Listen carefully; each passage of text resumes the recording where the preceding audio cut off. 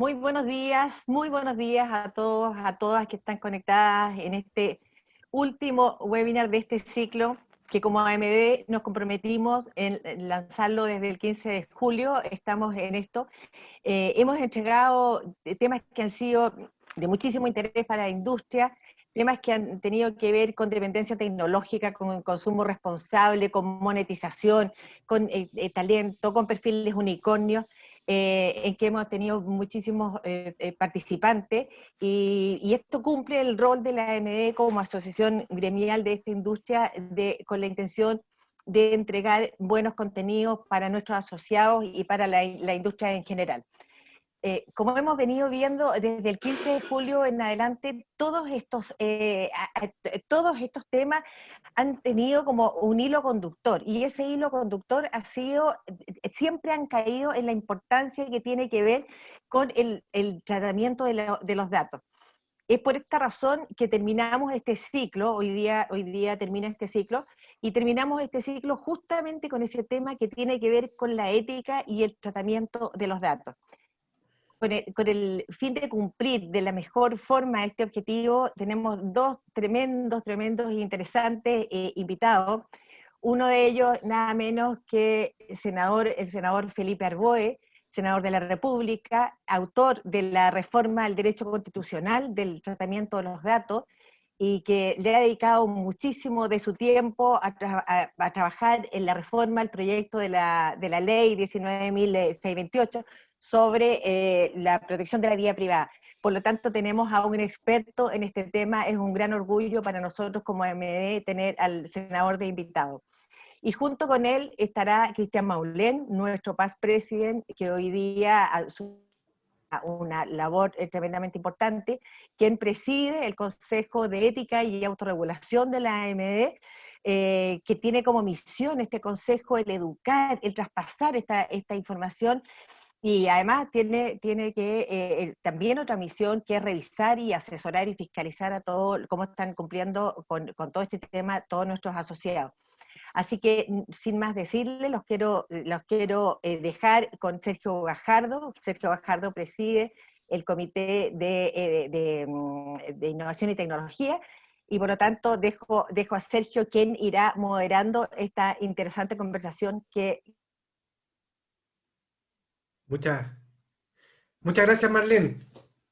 Bueno, en el mes de diciembre, el Comité de Innovación y Tecnología se juntó para ver las tendencias para el 2020. Vino la pandemia y estas tendencias terminaron siendo un desafío que dijimos tenemos que darlo a conocer, contar, y nos juntamos directores de empresas, directores de agencias de publicidad, gerentes generales, gerentes comerciales, y logramos sacar 10 tendencias que después se las vamos a mandar por interno para que las vayan viendo los que no pudieron asistir a los webinars anteriores, y terminamos con un tema tremendamente importante: el uso y la ética del manejo de datos. Tema que nuestro senador Felipe Arboe está trabajando desde hace mucho tiempo, que Cristian Maulén de la misma forma ha trabajado inmensamente. De hecho, Cristian Maulén, que era el presidente de la AMD, ahora pasó a ser el presidente del Consejo de Ética y Autorregulación de la asociación. Así que feliz. Para mí, un honor presentar a un senador y a un expresidente. ¿Ah? Muy bien, espectacular. Así que les dejo la pantalla, les dejo esto. Las preguntas las pueden ir haciendo en el chat, y este webinar va a quedar grabado para después compartirlo en nuestro canal de YouTube y así lo puedan revisar. El tema es tremendamente importante, contingente, y que no podemos estar ajenos al tema del uso de los datos. Cristian, don Felipe Arboe, bienvenidos, y les dejo la pantalla. Yo voy a apagar mi micrófono porque les voy a dejar la pantalla a ustedes en este entretenidísimo tema. Así que muy bienvenidos y todos ustedes.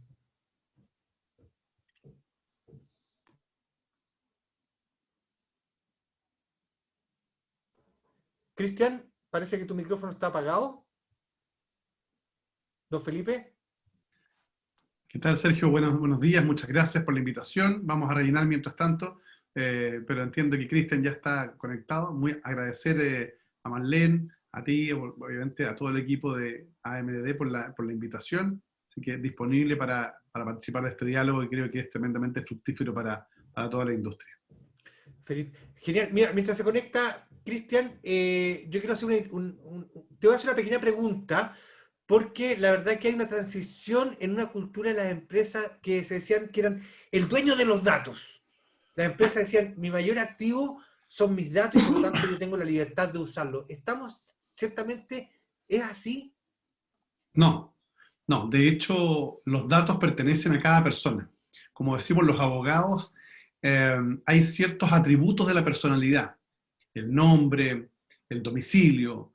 Bueno, ahora también los datos personales son parte de nuestro atributo de la personalidad. Yo, por el hecho de ser persona, tengo derecho a mis datos personales y a la protección de los mismos. Y por tanto, cuando una empresa o una persona administra un dato que es mío, tendrá que justificar por qué tiene ese dato, para qué lo recolectó, cuál es la finalidad para qué lo va a usar, digamos, y finalmente cómo lo va a proteger para evitar mal uso del mismo. Y por tanto, la propiedad siempre se mantiene en manos de la persona. Uh-huh. Senador, ¿y la ley vigente qué dice con respecto al tema de los datos o cómo no estamos los consumidores en general, los que recibimos una cantidad de información por todos lados, nos está defendiendo o cómo lo estamos o cómo se viene la nueva ley, porque creo que está ya a punto en el tema de protección? A ver, pensemos que la ley actual es de 1999 y por tanto está muy desactualizada. En su oportunidad fue bastante pionera, pero ya está muy desactualizada porque la evolución tecnológica ha hecho un cambio sideral en materia de tratamiento de datos, de tecnología, de inteligencia artificial, el trabajo de los algoritmos, etc. Y por eso estamos modificando la legislación para hacer una legislación adecuada al estándar internacional. Hemos tomado como base el estándar europeo, el GDPR, pero obviamente con algunas adecuaciones propias de nuestro ordenamiento y nuestra cultura. No es Europa y por tanto tenemos que tener claridad que también tenemos que buscar un equilibrio entre la protección de los datos y el libre flujo de estos para efecto de que podamos tener un desarrollo en la industria de servicios digitales también, ¿no? Que nos interesa mucho como país, como resultado, porque finalmente la reconstrucción de este país va a ser digital. Uh-huh. Senador, hay un tema que yo trabajo en área de marketing, por lo tanto, para mí el uso de los datos es tremendamente importante, porque si no llego a la persona adecuada en el minuto correcto, seguramente voy a perder una tremenda oportunidad de poder hacer o adelantarme a esas necesidades del cliente. La autorregulación o los temas regulatorios que vienen como amenaza, ¿cómo lo podemos ver los que trabajamos en esta área? No, a ver, yo creo que evidentemente la autorregulación es un ejemplo que debieran muchas industrias seguir, en el sentido de no esperar que venga la ley para poder establecer una regulación adecuada. Creo que el código de conducta y ética que tiene la AMDD, yo por lo menos lo he tomado como ejemplo en diversos foros nacionales e internacionales, porque va más allá de lo que la ley vigente establece. Y eso habla del compromiso de una industria por equilibrar, como decía, por un lado, el necesario flujo de datos para hacer más eficientes nuestras comunicaciones, pero también resguardando la privacidad de las personas. Bueno, en esto Cristian Maulén es un experto, así que nos puede introducir en eso. Sí, bueno, muchas gracias por este espacio. Sin duda que hemos estado trabajando fuerte en AMD ya hace varios años y agradezco principalmente la invitación que aceptó Felipe. Bueno, algunos datos para poner en contexto, senador, y así ir desmenuzando esta conversación. Hoy día actualmente estamos viviendo en una transición desde que las empresas son dueños de los datos a una cultura en que los ciudadanos están más conscientes de que son ellos propietarios de su información. Por otro lado, y lo hemos conversado tantas veces, Felipe, en tantas instancias de AMD, sabemos que la ley es insuficiente para responder al entorno actual, a lo que nos exige entornos de referencia como la PEC, la Unión Europea o el mismo GDPR. Por otro lado, lo hemos visto, la alta amenaza regulatoria, en la misma opinión que nuestros socios han dado en varios estudios data-driven. El 50% de ellos están preocupados y altamente preocupados por la amenaza regulatoria que se viene hacia el futuro. Y lo más importante es que existe una oportunidad de adecuación. Y es ahí donde AMDD ha estado trabajando, porque más allá de este cuento del lobo, de la reforma al proyecto de ley 19628, es que estamos viendo principalmente un espacio de autorregulación. Ahora, ¿qué dicen los ciudadanos? Quiero dejar dos datos principalmente. El 71% de ellos dice que está dispuesto a entregar sus datos, su huella digital a cambio de experiencia, pero un 87% declinará si es que sabe de un mal uso de ellos. Entonces, ahí hay que manejar muy bien el balance hacia el manejo en este sentido. Datos recientes que recogimos después de estos días de Cyber: un 92% va a reclinar su suscripción por envío excesivo de emails. Ahí después podemos conversar, Felipe, de tu opinión al respecto. Un 69% lo hará por mensajes sin solicitar, y un 56% por esta obligación a suscribirse, que obviamente en el marco de las recomendaciones que establece nuestro Consejo de Ética y Autorregulación, hace que obviamente el fin sea libre y no sea atado, y un 56% de las personas declara eso. Para cerrar en estos puntos que quiero agregar solo para la conversación en autorregulación que Felipe acaba de abrir, hoy día un 53% de los líderes empresariales declara que está realizando buenas prácticas a nivel de autorregulación. Existe un 47% de líderes que no están al tanto. Y el otro dato interesante que acabamos de recoger en el estudio de adaptabilidad al futuro es que un 32% solamente tiene conocimiento de marcos de referencia como GDPR, es decir, menos de un tercio de los líderes. Un 27%, ya lo dijo el estudio Atadrive en el año pasado, menos de un tercio en ese caso, conocen sobre los cambios que va a generar el proyecto que modifica la ley 19628. Y en contraste, y aquí ya cierro con estos datos que quería aportar, 8 de 10 líderes empresariales consideran críticos e importantes los datos para tratamiento, obviamente, de marketing y experiencia de cliente.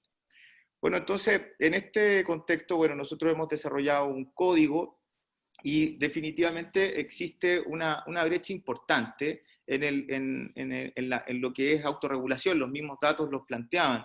Hoy día las organizaciones, Felipe, no están entendiendo de verdad cuál es el costo del opt-out.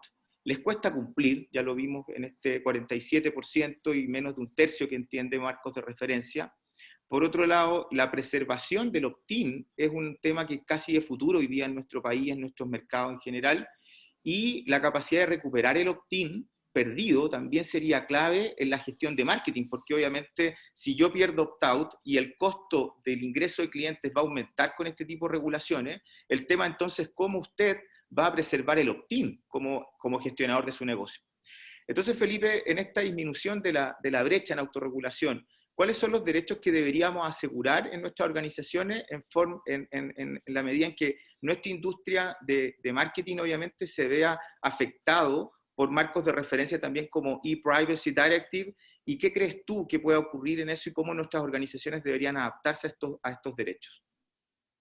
Bueno, Cristian, agradezco la pregunta. A ver, yo diría primero, creo que es clave no entender la nueva regulación como una amenaza, sino como una tremenda oportunidad. Como una oportunidad de negocios, como una oportunidad de estar adecuado, y eso significa tener la posibilidad, por ejemplo, de hacer negocio con empresas de capitales europeos. Quiero contarte, paréntesis, digamos, es que ya hemos tenido más de 20 empresas chilenas que han sido cesadas en sus contratos con empresas europeas o capitales europeos, puesto que las matrices europeas están exigiendo que los proveedores de esas empresas tengan procedimientos adecuados en materia de protección de datos. En consecuencia, ver la posibilidad de la autorregulación aún antes de la próxima ley, creo que es una oportunidad de negocios, de marcar una diferencia y de tener un beneficio reputacional positivo. Segundo, si tuviésemos que ver cuáles son los derechos que tienen que garantizar, yo creo que evidentemente los derechos denominados ARCOP, que son los derechos de acceso, rectificación, cancelación, oposición y portabilidad que toda persona tiene y que están reconocidos internacionalmente, no solo en el GDPR, sino en todos los estándares japoneses, americanos, y también lo reconoce la actual ley chilena, ¿ya? A eso hay que sumarle, hemos incorporado en el nuevo proyecto de ley un derecho derivado del desarrollo tecnológico que se llama el derecho a la inferencia, que es el derecho que va a tener toda persona para que frente a una decisión adoptada exclusivamente por algoritmos tenga la posibilidad de solicitar la explicación o la aclaración respecto a los patrones de programación de los algoritmos. Es justamente para evitar algún tipo de abuso pasado finalmente en algoritmos, porque al final del día la tecnología es completamente neutra.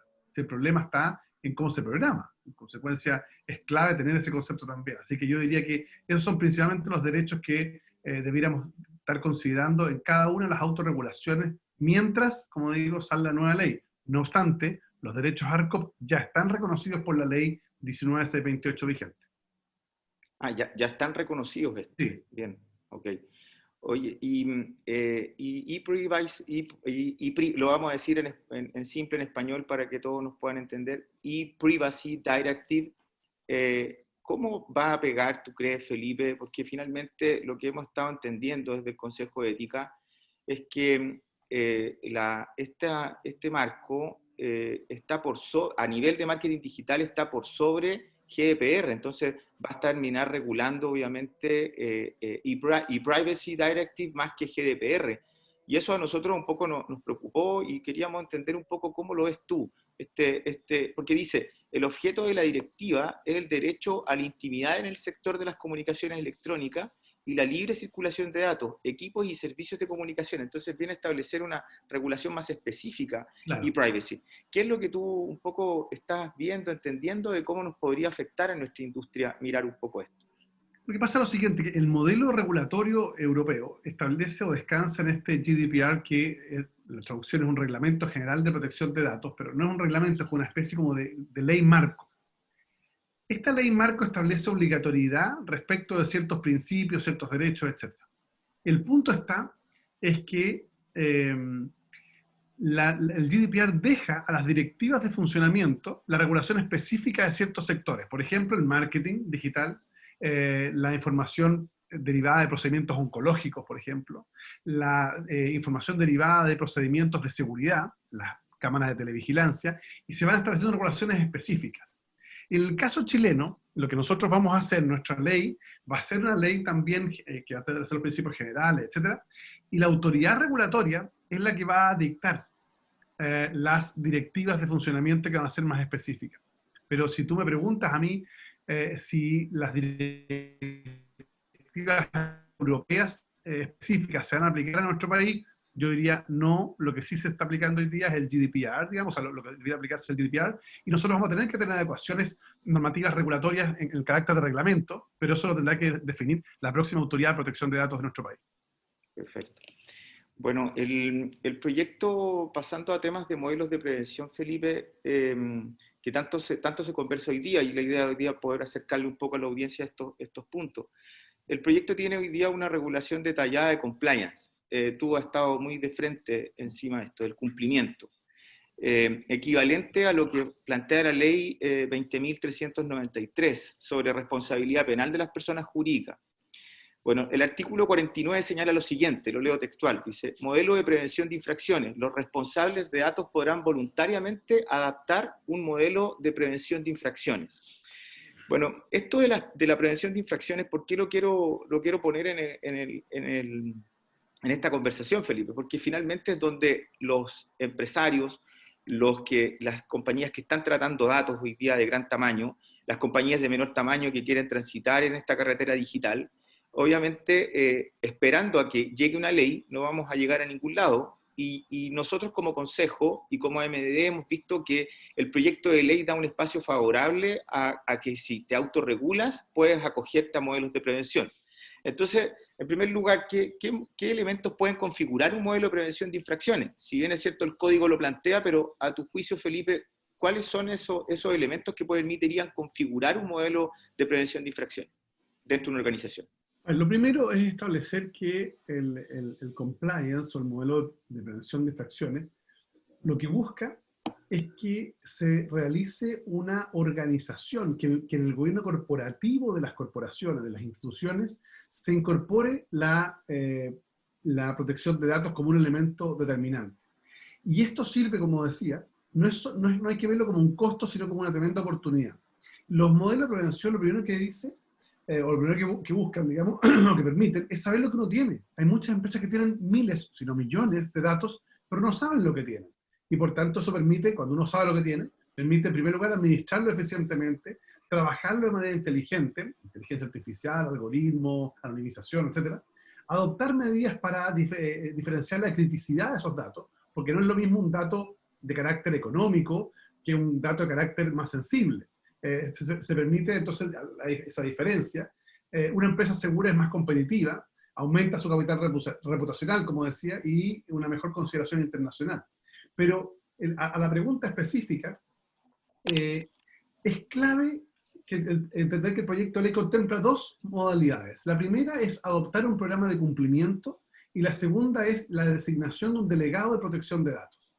El modelo de cumplimiento lo que hace es que establece un conjunto de mecanismos, de procesos al interior de la corporación que permiten disminuir los riesgos y obviamente identificarlos, tratarlos, cuantificarlos y disminuirlos, digamos, para efectos de evitar situaciones de vulneración de la Ley de Protección de Datos Personales. Esto te daría, en el momento que esté bien hecho el compliance, te daría una certificación. Y esa certificación permitiría, además, actuar como un elemento atenuante frente a una eventual infracción posterior en materia de protección de datos. En consecuencia, creo que es una muy buena oportunidad para que las empresas, por un lado, obtengan mayor eficiencia en el uso de sus datos, en identificarlo, pero a su vez también que tengan la posibilidad de contar con un mecanismo de prevención que les evite o les disminuya el grado de responsabilidad frente a una eventual infracción. Bien. Sí, bueno, es un punto muy en contexto a nuestro código de ética y autorregulación. No sé, Sergio, si me ayudas colocando el enlace para que la gente lo pueda descargar como herramienta de este webinario. En este, Felipe, yo tuve la oportunidad de entregártelo personalmente a comienzos de año, la página 22 y 23 de nuestro código, entre los artículos 30 al 34, para que esto quede después en el video y lo puedan revisar en el enlace que va a dejar. Pueden encontrar también nuestro código de ética en amddchile.com. Ahí hay observancias del código y procedimientos por iniciativas específicas del Consejo. Entonces, en sí, nuestro código de autorregulación es una espectacular herramienta para establecer niveles de cumplimiento. Entonces, los invitamos a que puedan chequearlo, a que puedan revisar, porque solo la revisión de los 47 puntos que componen el código y las 6 recomendaciones que establece el Consejo van a darles una herramienta inmediatamente para establecer dónde están los elementos que se pueden estar escapando en su gestión. Bueno, ahora, el sistema, Felipe, de macro, porque una cosa es lo que la empresa internamente puede hacer para establecer un sistema de cumplimiento. Es decir, como los ciudadanos ya tenemos claro que son propietarios de su información y no las empresas, por tanto una organización toma conciencia de establecer un sistema de cumplimiento interno. Se puede adherir a MDD, establece un proceso de certificación y obviamente atiende a un proceso de cumplimiento. Bien, check, eso es interno. Ahora, general, obviamente hay un punto, un punto que es al respecto del tema de la empresa. Creo que sí, es clave la experiencia internacional en esto. Yo me he dedicado a revisar muchos procesos de compliance en Europa y en otros países, y se encuentran muchos casos de fake compliance, o compliance que son más bien para efectos de poder cumplir. ¿Qué debiera tener un modelo de cumplimiento para que sea validado adecuadamente? Y es lo que nos ha dicho permanentemente la Agencia Española de Protección de Datos o el ICO en el Reino Unido. 1. Tipo de información que trata la empresa. 2. Identificación de las actividades o procesos habituales o esporádicos que tienen mayor riesgo de infracción. 3. Protocolos, reglas y procedimientos internos, digamos, específicos de carácter preventivo para evitar la filtración de datos. Ojo, la filtración puede ser externa o puede ser, por ejemplo, que un empleado del área de recursos humanos conozca los datos de marketing, o al revés, te fijas, que también puede ser una filtración interna. Mecanismos de reporte a la autoridad en caso de infracción, un régimen de sanciones administrativas internas, que es clave para efectos de generar una motivación en el cumplimiento de estas normas. Y eso es muy importante a la hora de evaluar un buen programa de cumplimiento. Bien, buenos puntos ahí. Después vamos a dejar un documento con algunas recomendaciones también a todos los que se han registrado, recomendaciones específicas que les puedan ayudar y están dentro de los puntos que comentó Felipe, con algunas preguntas comunes y también algunas recomendaciones de corto y de mediano plazo para que su organización pueda adaptarse. Felipe, volviendo al punto que estaba planteando de lo macro, ¿cuál es tu opinión que el Consejo por la Transparencia tenga las funciones de certificar y registrar y supervisar los modelos de prevención? Porque hasta ahora, entiendo con 3 votos a 2, ¿no? El Consejo por la Transparencia sería la unidad que estaría haciéndose cargo de asegurar el cumplimiento. ¿Cuál es tu opinión que este Consejo obviamente hoy día tenga estas funciones de certificar, registrar y supervisar los modelos de prevención de infracciones y los programas de cumplimiento.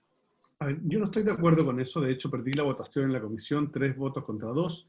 Mis argumentos fueron principalmente que yo creo en el principio de la especialización, es decir, que tengamos personas que entiendan de estas materias, dedicados exclusivamente, 100%, 24/7 a esto. El Consejo de Transparencia tuvo un origen completamente distinto, que tiene que ver con el acceso a la información pública en la administración pública. Y si bien el Estado es un gran tratador de datos, no es el único tratador de datos. Y por tanto hay que cambiar la naturaleza de ese consejo, las especialidades, etc. Por eso yo creo que es tan importante que el Consejo de Transparencia siga haciendo sus funciones, que son muy importantes para la transparencia y justamente la redundancia, para que los ciudadanos puedan limitar el poder de la información en manos del Estado, pero tiene que haber una agencia, a mi juicio, especializada en esta materia, que por lo demás es la tendencia europea. Cuando uno ve los modelos europeos, hay una mayoría, más de un 75% de las agencias europeas son unifuncionales. Y por tanto creo que además la experiencia internacional demuestra que esa debería ser la solución, en virtud del principio de especialidad y, como digo, alejado de los procesos de designación política. Ahora, Felipe, eso haría que obviamente el órgano del Estado aumente su costo y todo. ¿Tú crees que quizá al inicio, esto es lo que tú creas, obviamente, al inicio el Consejo por la Transparencia tenga esta facultad, pero hacia adelante, ¿tú crees que eso se pueda modificar y generar un órgano independiente que pueda regular esto? No, en mi experiencia, cuando uno entrega facultades a un órgano público, es muy difícil quitárselas después. Esto es como entregar, voy a decir algo políticamente incorrecto, pero es como entregar la llave de la casa a la suegra. Se la entrega y está feliz, no se la puede quitar nunca más. No es mi caso, estoy feliz que las tenga. Te quiero decir que desde el punto de vista práctico del Poder Legislativo es imposible entregarle facultades y después quitársela, eso no va a ocurrir. Y por tanto yo creo, y me voy a jugar para que en el segundo trámite constitucional el gobierno entienda que este no es un problema económico, porque fíjate que en el informe presupuestario, la presidenta Bachelet contemplaba una agencia especializada. Este gobierno no cambió el Consejo de Transparencia y se ahorra al año 400 millones de pesos. Perdón, eso es marginal considerando lo que significa la economía de datos, lo que esto puede darle al país. Piensa, tú mismo planteabas un tiempo atrás el estudio de Data Driven que hablaba que podía multiplicarse por 3 la exportación de servicios globales si se consideraban marcos regulatorios adecuados. O sea, podríamos estar con ingresos para el país superiores a lo que hoy día genera la industria de la salmonicultura. Todo eso pasa porque tengamos una certeza, que las empresas sepan a qué atenerse, digamos, y por lo tanto cómo invertir. Bueno, queríamos dar paso a comentarios de las personas que nos están oyendo. He visto ahí que están comentando y haciendo algunas preguntas. Sí. Felipe. Adelante, por favor. Gracias, Cristian. Gracias, senador Arboe. A ver, hay una pregunta de Rodrigo Edwards. En realidad son 2 preguntas, pero vamos a ir de a una para no enredar la respuesta. Dice, han llamado a la data como el nuevo petróleo del mundo. ¿Cómo se siente llevar más de 15 años intentando regular la protección de datos personales y todavía no tener una regulación adecuada a los tiempos actuales? A ver, me puedo hacer cargo, digamos, de la última parte. Yo diría, este proyecto ingresó en el 2018, nos hemos demorado cerca de 2 años en recién sacarlo del Senado, no ha sido fácil. Imagínense ustedes lo que es tener que explicarle a un senador que con suerte maneja el correo electrónico o los mensajes de WhatsApp, que ya se le complican, explicar lo que significa el derecho a la inferencia, o cómo funciona un algoritmo, o cuál es la necesidad de entender que el negocio detrás de las redes sociales ni siquiera es la venta de datos, sino que es la venta de conducta, o el condicionamiento de conducta. Bueno, eso no es fácil explicárselo a los legisladores. Pero creo yo por lo menos que el proyecto que salió de la Comisión de Constitución es un proyecto muy, muy positivo. Así ha sido evaluado por lo demás por la Comunidad Europea, por muchos países y también por América Latina, que nos están pidiendo el proyecto como un modelo. De hecho, recientemente estuve en el Congreso ecuatoriano explicando el modelo, también en Paraguay, que va a ser una modificación completa, y Colombia ahora que la acaba de hacer. Así que lo importante es sacar una buena ley. Yo entiendo que las leyes, para que sean buenas, también tienen que ser oportunas. Y para evitar el riesgo de obsolescencia, hemos incorporado el lenguaje evolutivo. en la ley. Eso quiere decir que son lenguajes que no tienen riesgo de obsolescencia por el desarrollo tecnológico. Oiga, senador, cuando estén esos senadores o diputados porfiados que no entienden mucho, tenemos la AMDD, que tiene un equipo tremendamente de alto nivel, directores, gerentes, empresarios, que lo podemos ayudar infinitamente a entregar los conocimientos necesarios, y por eso la AMD está haciendo un tremendo papel en la industria con respecto a la entrega de conocimiento. Hay una pregunta que dice, ¿cómo se imagina usted, senador, que debiera conformarse la agenda de protección de datos? La agencia. ¿La agencia? No, la agenda. Perdón, No, la agencia. agencia. Disculpa, la agencia de protección de datos. Yo Sí. imagino una agencia independiente tipo la Unidad de Análisis Financiero, que no la conoce nadie, y eso es un gran valor, porque hace bien su trabajo calladito, digamos. Una agencia independiente cuya designación no dependa necesariamente del gobierno de turno, que tenga alto nivel de especialización, que entienda cómo se maneja la industria del sector privado y que tenga capacidad y poder propio para que parte del presupuesto originado de las multas quede en el presupuesto para hacer formación. Es decir, que entienda que el rol no es solo fiscalizar y sancionar, sino también ayudar a el desarrollo de la cultura de protección de datos en nuestro país. Yo me imagino una agencia por ese lado, digamos, con una visión de futuro, entender que cuando nosotros entregamos hoy día nuestros datos, no necesariamente sabemos a quién se los entregamos y no sabemos para quién los usan al final del día. Y por tanto hay que tener un equilibrio en eso, premiando a los que lo hacen bien y sancionando a los que lo hacen mal.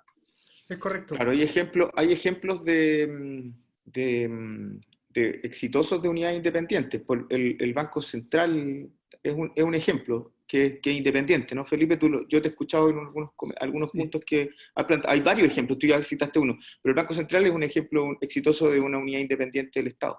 Sí, lo que pasa es que ahí, cuidado, el Banco Central tiene autonomía constitucional, ya que es un nivel de independencia muy superior. ¿Ya? Perfecto. Yo lo que planteo más bien es una agencia que tenga independencia, no sé si autonomía constitucional, pero sí una independencia de los procesos políticos. ¿Ya? Por eso que lo sacaría como para el lado. El Consejo de Transparencia tiene autonomía, y eso es importante, pero a mí mi punto no tiene que ver con la estructura institucional del Consejo, tiene que ver con las competencias, que yo creo que debe estar separado. Uno dedicado a transparencia y otro dedicado a protección de datos.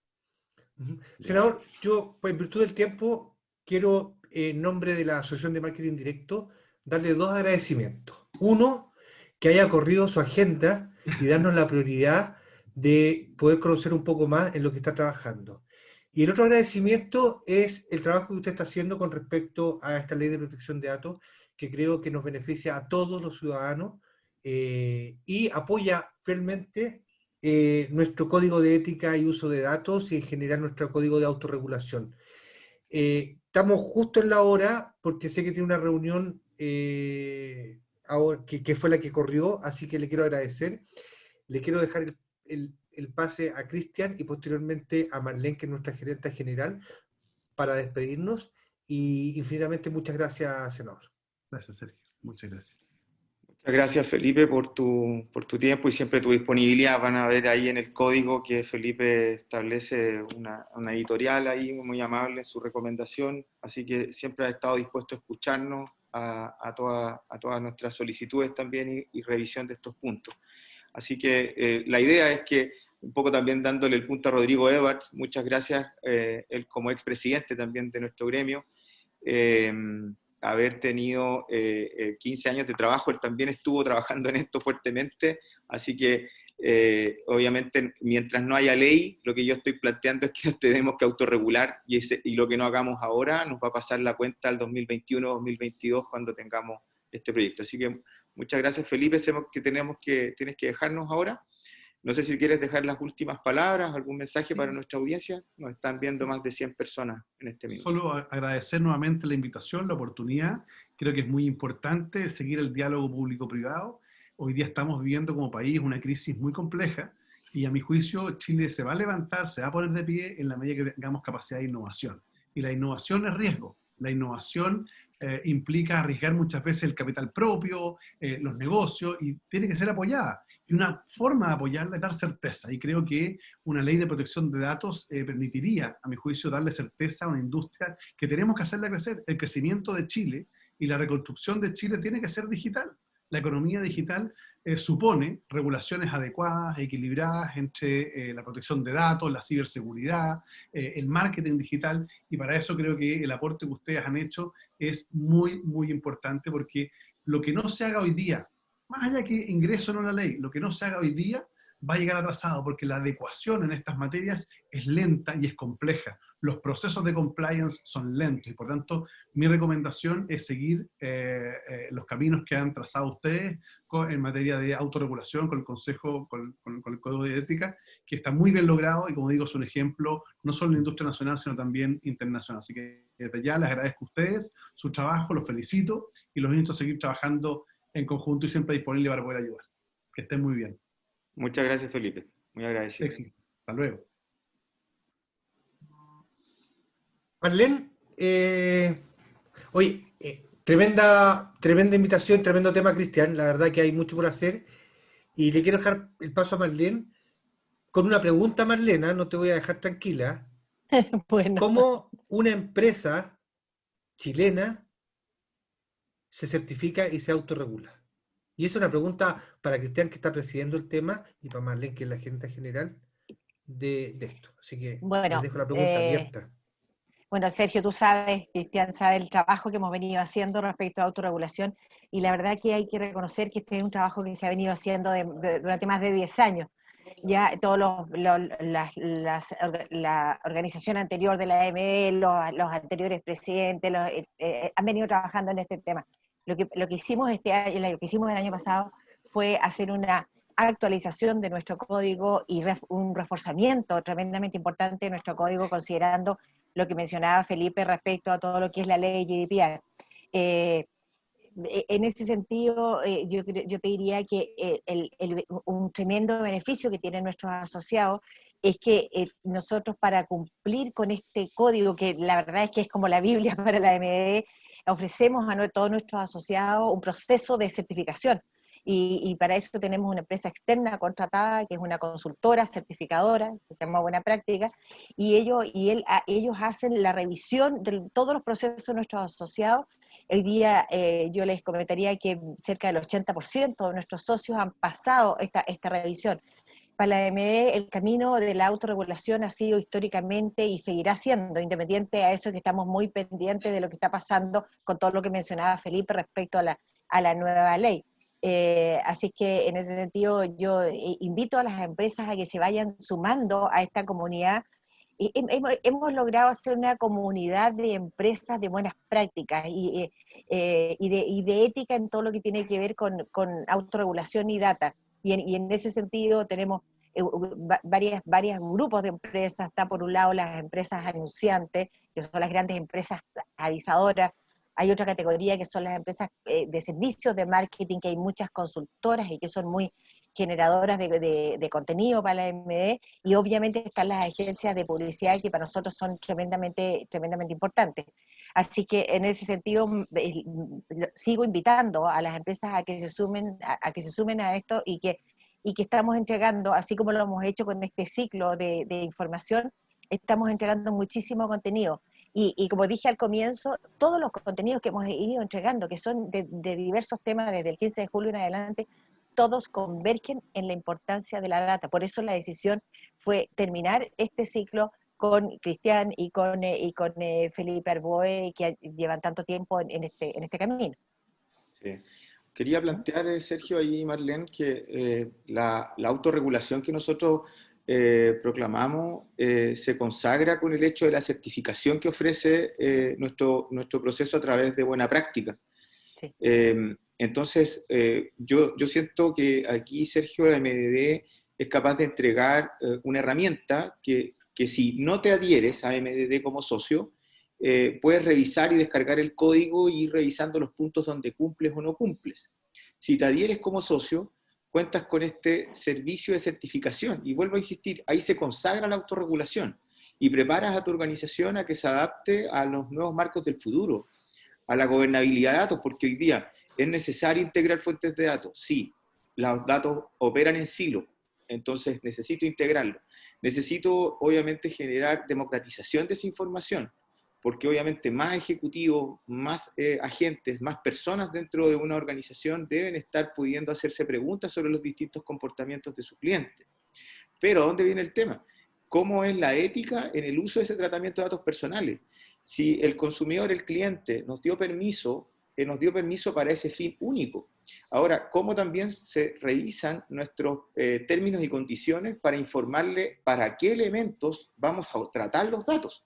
Porque a veces la conversación se torna, Sergio y Marlene, un poco básica, y quiero ser esto bien responsable, en lo que se llama opt-in nada más.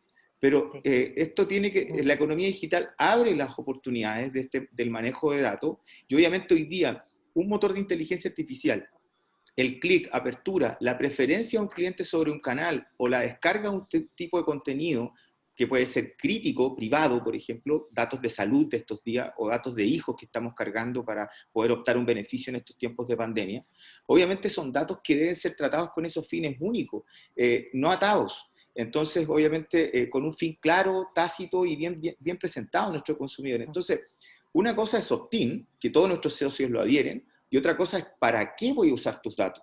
Entonces, cuando vemos el código de ética como un marco base y luego el Consejo de Ética y Autorregulación propone 6 recomendaciones en esta misma herramienta, que es la que yo tengo acá, y que ustedes pueden descargar en el enlace que dejó Sergio en el chat, usted puede comprender a través de esas 6 recomendaciones cómo puede elevar el estándar en tratamiento de datos dentro de su organización. Y por último, y quiero terminar con esto, nuestro consejo, que ha tomado mucha fuerza a partir de este año, venimos trabajando hace 3 años en la figura del consejo.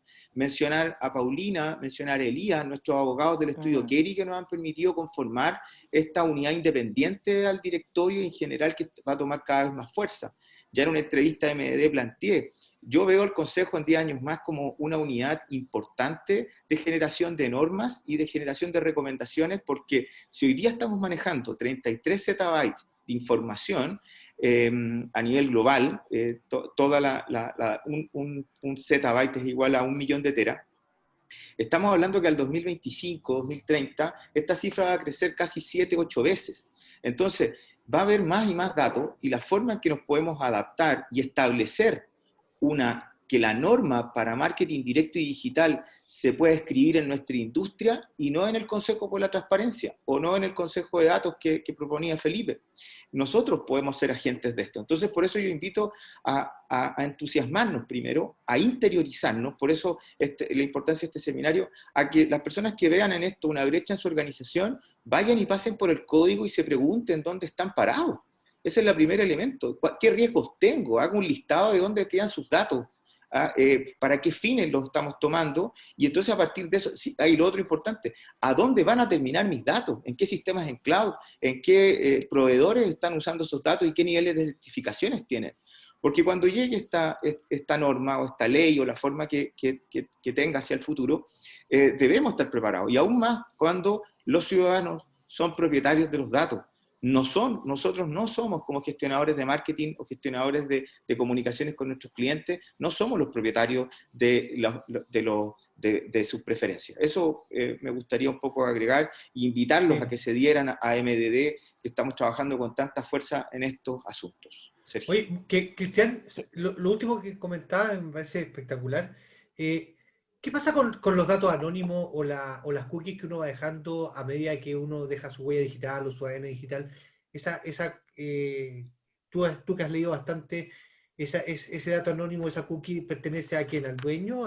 ¿Como es anónima, pertenece al que la quiera comprar?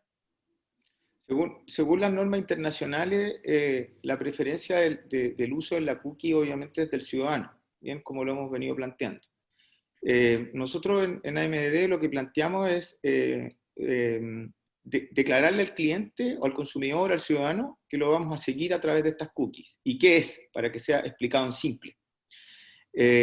Otra cosa es que yo acepte, si ustedes se conectan a un sitio que está alojado o una empresa que tiene residencia en Europa o hace negocios con Europa, se tiene que adherir a GDPR, quien establece como norma que tú debes, una vez que le anuncias que va a ser seguido, el cliente tiene que, el consumidor tiene o ciudadano tiene que dar permiso, es decir, yo acepto.